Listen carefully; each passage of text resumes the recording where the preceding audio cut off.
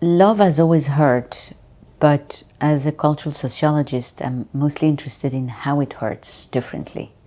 So if a knight, a courtly knight in the 12th century, talked about his pain as something that was sometimes even delightful and pleasurable, it was because pain could be recycled, so to speak, into the idea that the self, the masculine self, was enlarged, aggrandized, strengthened by his capacity of suffering. Now today we don't live in a culture, secular culture is one that does not deal well with suffering, in the sense that there is no place, there is no room for suffering.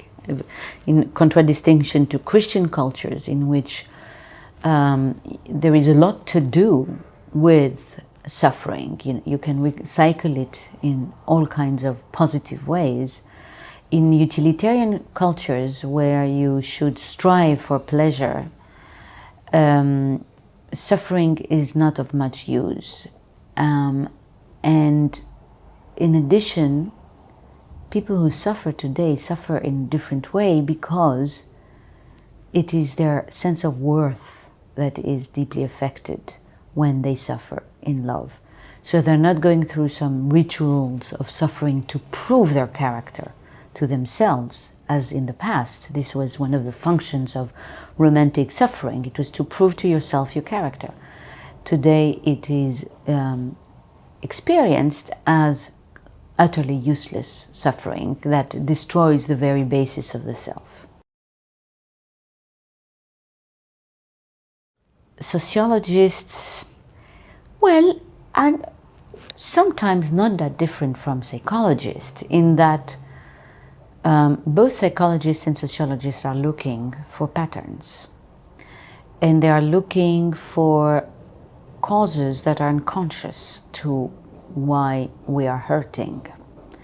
Where they diverge is on saying that these patterns are not patterns that we individually have developed.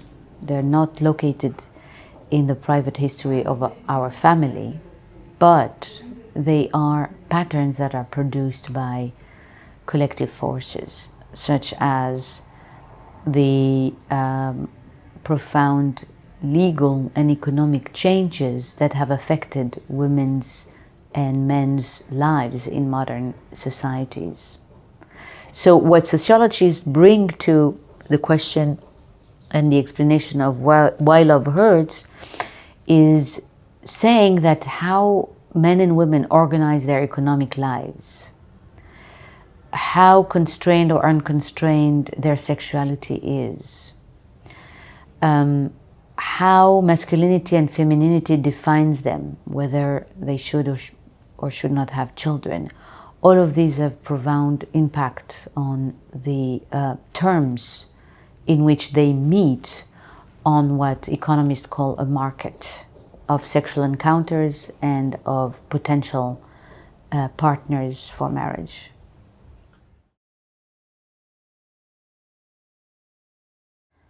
Sexual attraction, beauty was always talked about.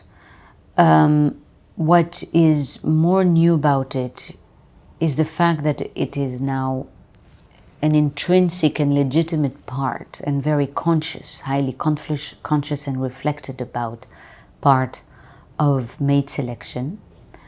It is the fact that sexual attractiveness and sexiness in itself orient relationships very strongly towards the question of the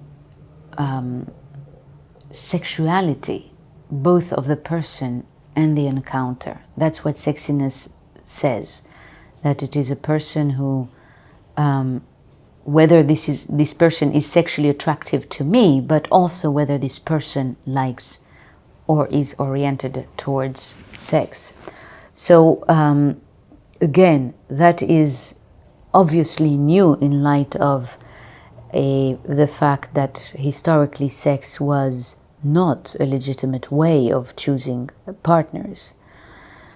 Then what is interesting is that if it is legitimate, then it means it can disturb or interfere with other modes of choosing a partner, such as choosing them for their good character or for their intelligence. So when sexiness becomes legitimate, it makes those evaluations much more complex. And so it makes different logics run in the question of how to choose and what to choose. And it turns out we have conflicting desires. We're made of conflicting drives. And we are trying to hold all of them together. And the question is whether that is possible. So what we have lost in a way is the capacity to hierarchize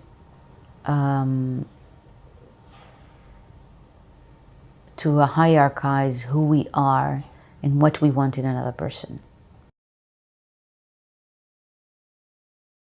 I don't give any prescription. I think the only value that can be derived, I mean the therapeutic value, is the great benefit of understanding better your condition.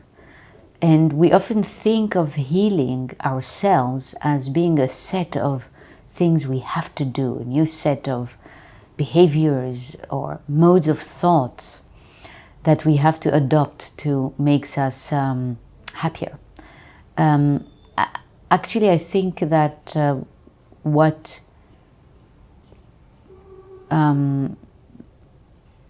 relieves us sometimes from our misery is something both smaller and bigger, and it is to understand, just simply understand what it is, what really makes us more miserable or miserable. So that's the therapeutic. If there is a therapeutic value in the book, it's in trying to understand differently the conditions of what we have had so much trouble figuring out on our own in romantic and sexual experiences.